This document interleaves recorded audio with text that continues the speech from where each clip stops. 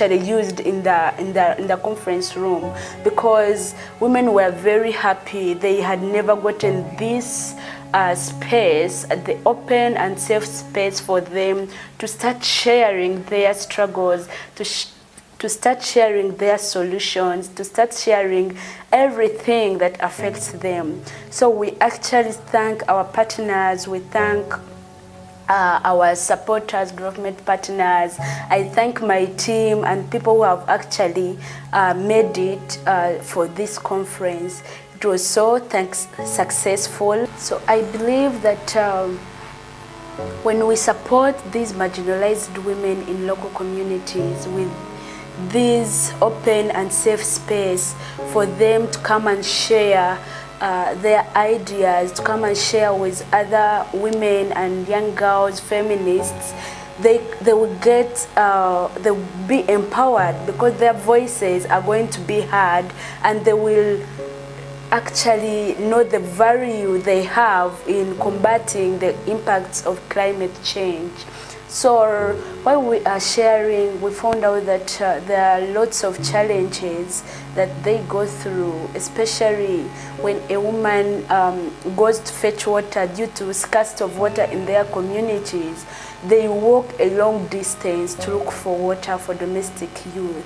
So when they delay there, you find that when they come back home, men start beating them, or when they get pregnant, the man denies the pregnancy, knowing or thinking that while she has been going to fetch water, she has maybe slept with other men, or the man has raped her. So that was a big challenge and a big concern for me during this workshop, after hearing the stories they have shared with us.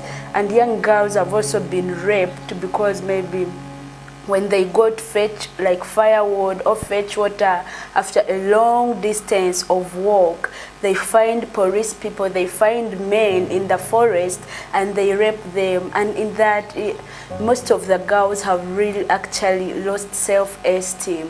That's why they go for marriage at a young age, and they kill their dream. So there is urgent need for more sensitization, for more empowerment, for more healing of women in local communities in this.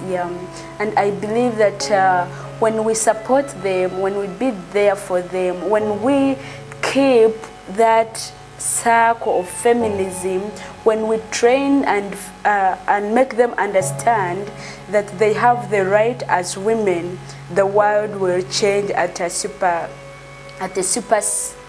speed, because the country cannot grow without empowered women, without empowered girls. The country cannot grow when women are still inferior.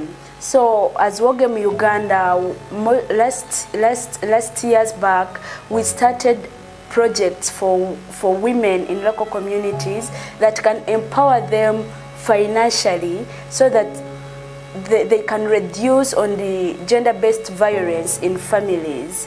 And so when a woman is empowered financially, there is a chance of women to stop, of men and women to stop fighting in families, because now a woman can start or can be able to buy land on herself, or the woman can be able to buy sorrow, to buy food, to take their children to school by themselves without depending on a man.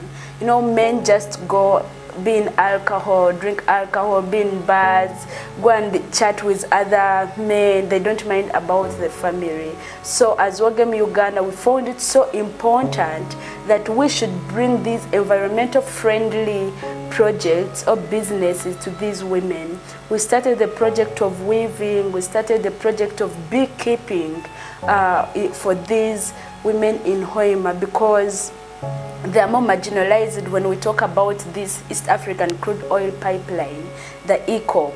It has actually affected them. So that's why we said we need to come to Hoima and support them, both emotionally, physically, and economically at the same time.